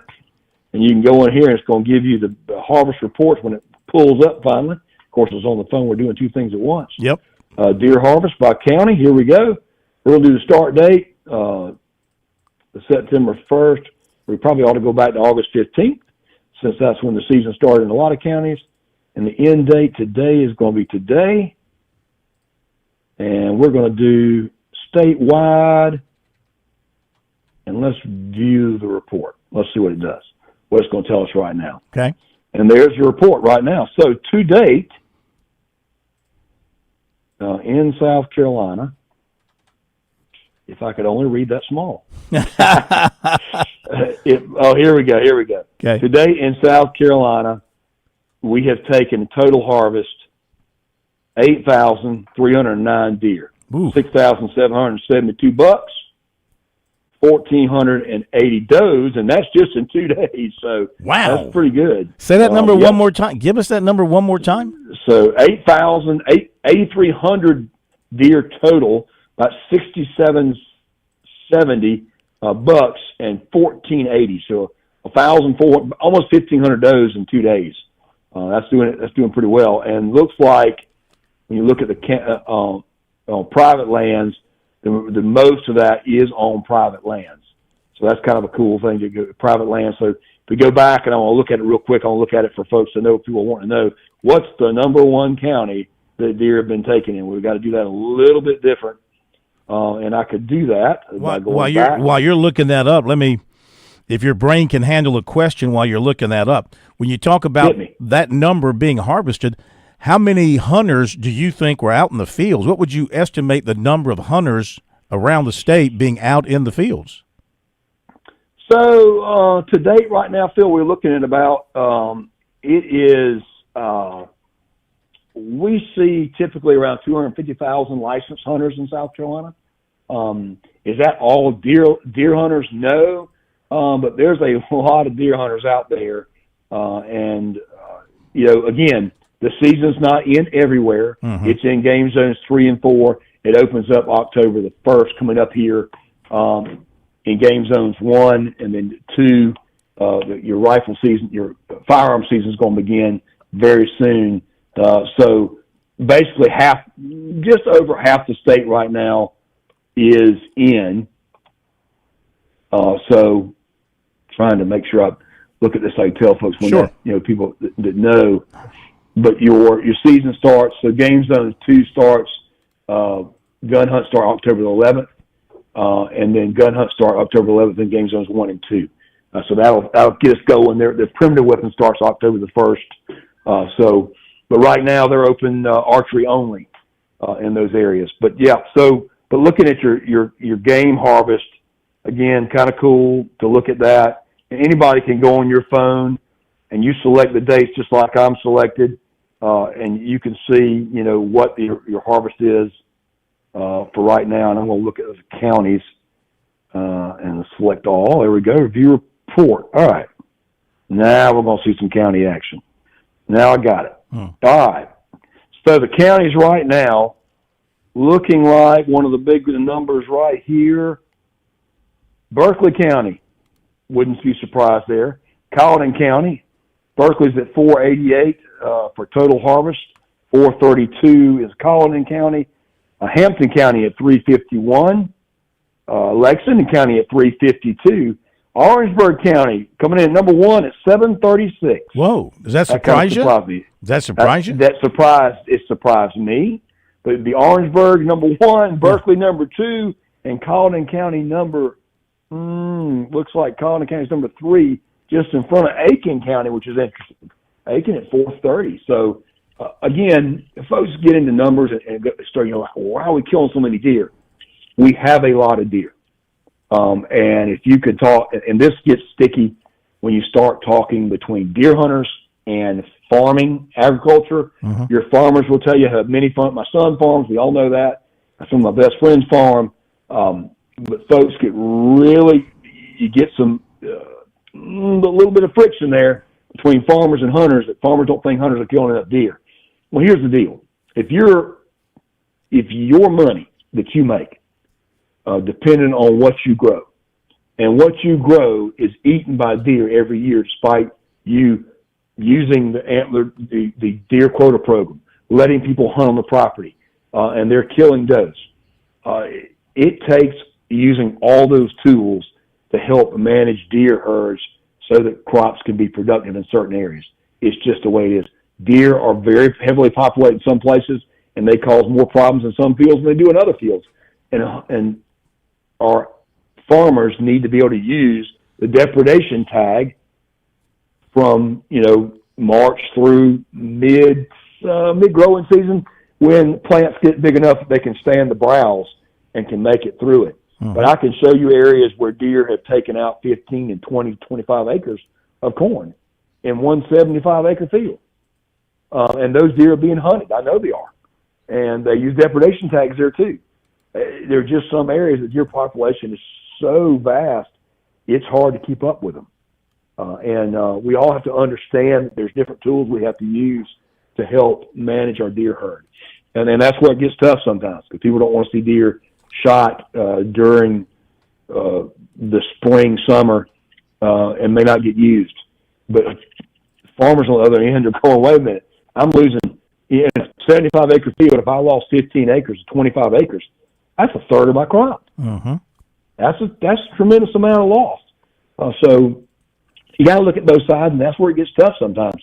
But deer season is where we have the chance to manage it, and we have one of the probably longest deer seasons in the country compared to many states, even Texas and Alabama. We are up there, August 15th through January 1st in Game Zone 3, Game Zone 4, September 1st through January 1st. Game Zones 1 and 2, not until October 11th through the 1st. And then we have some youth days mixed in there too. But it's a long deer season, and a lot of states don't have that privilege. We do. I'm glad we do. It's probably the easiest entrance point for folks who want to start hunting deer because there's a lot of animals. We have WMAs, public lands across the state that are open to people to come hunt. So you don't have to go buy land or rent land. You can go on WMA land and hunt as well. We've had a pretty good safe track record on our WMA lands for hunting for hunters. But deer are, continue to be a challenge for us to manage. But we've got, with all the tags out there, again, thinking about one person, if you use just the individual tag program, you're going to get up to 13 tags if you want to. You can buy those extra 4 doe tags in Game Zones 3 and 4. You'll get a bonus 2 more tags. Again, that's your base set of 3 you got, your 2 doe tags and 3 buck tags.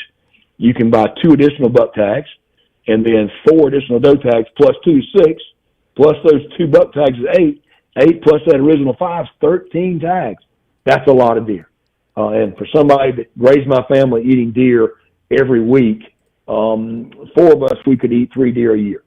And so 13 deer is a lot. Ooh. I know what it takes to feed people. If you use deer meat like hamburger meat, and our family did that growing up a lot, 3 deer will feed your family. So that's a lot of deer. But there are groups like Hunters for the Hungry out there that are partnering with processors. And if you don't know about Hunters for the Hungry, I encourage you to look that up for places where you need to take deer and maybe you've got enough. You can keep killing deer, taking deer and take them to the processor, and Hunters for the Hungry will pay for the process and pick them up, and they give them to less fortunate people to eat. And that is a great program across the state. One of the things that Alvin Taylor, our former director and colonel, worked on before he left is getting that Hunters for the Hungry in the law to make that where they could do that. They could go to a processor and pay for the processing of that deer and give those to less fortunate folks.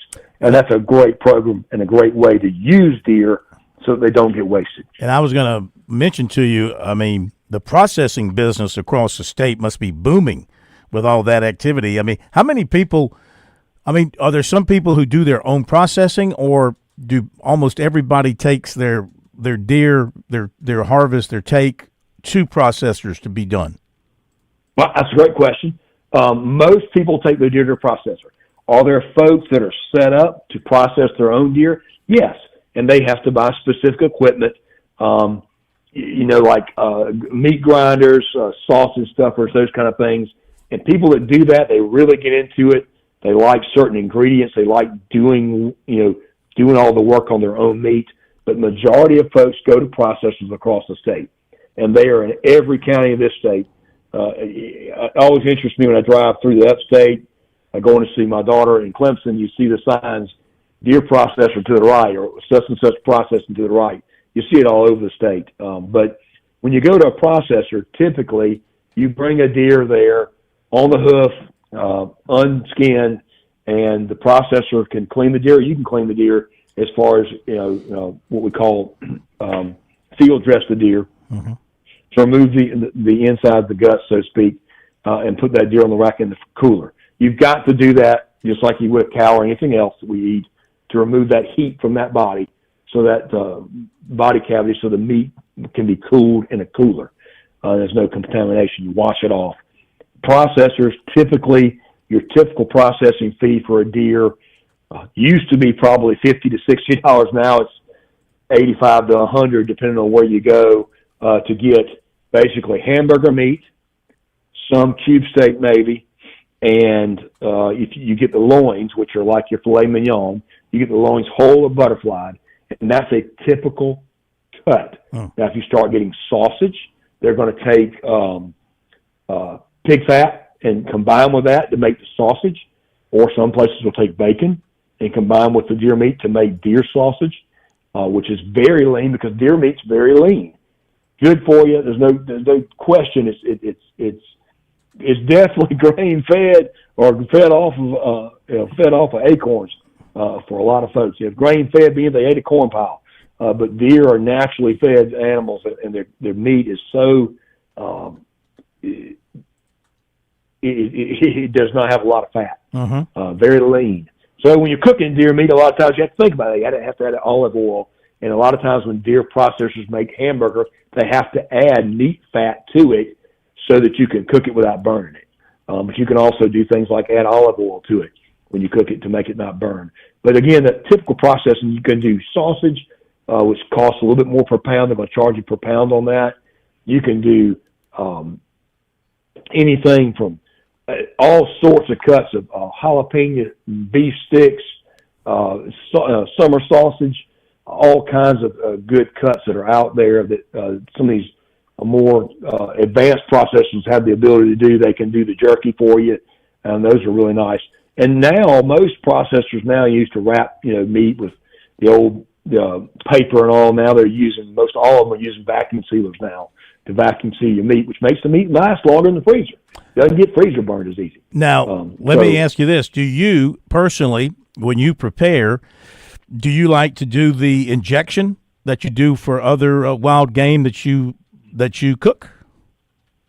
So with deer meat, a little different. Deer meat, it's good to add some bacon fat to it if you're going to do hamburgers and things. But deer meat for like spaghetti, tacos, it's just the deer meat raw. Don't add anything to it except the taco seasoning or spaghetti seasoning, anything you can do. And you really can't tell the difference when you cook stuff like that, especially spaghetti, because it cooks longer and longer. And just like any good spaghetti, it's always better the next day or the day after that, after the first time you cook it.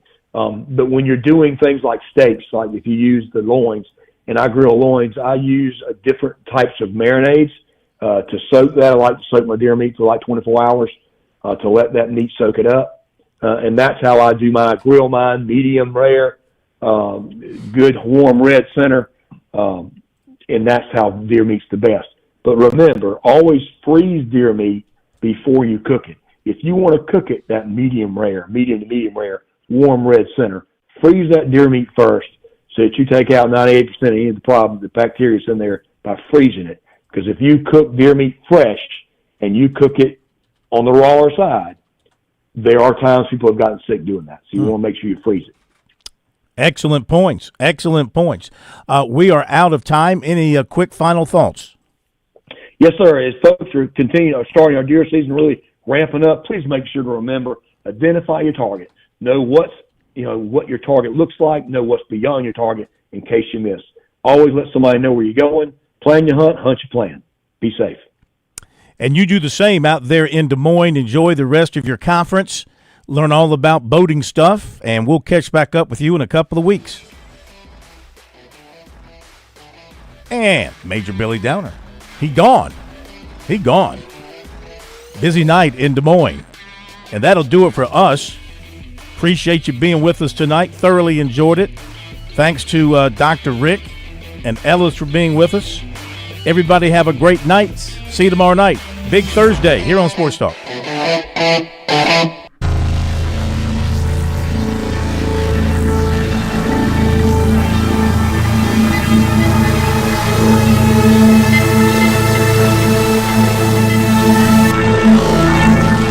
WQXL Columbia, W264DF. Grills, outdoor kitchens, fireplaces. Summer Sizzle starts with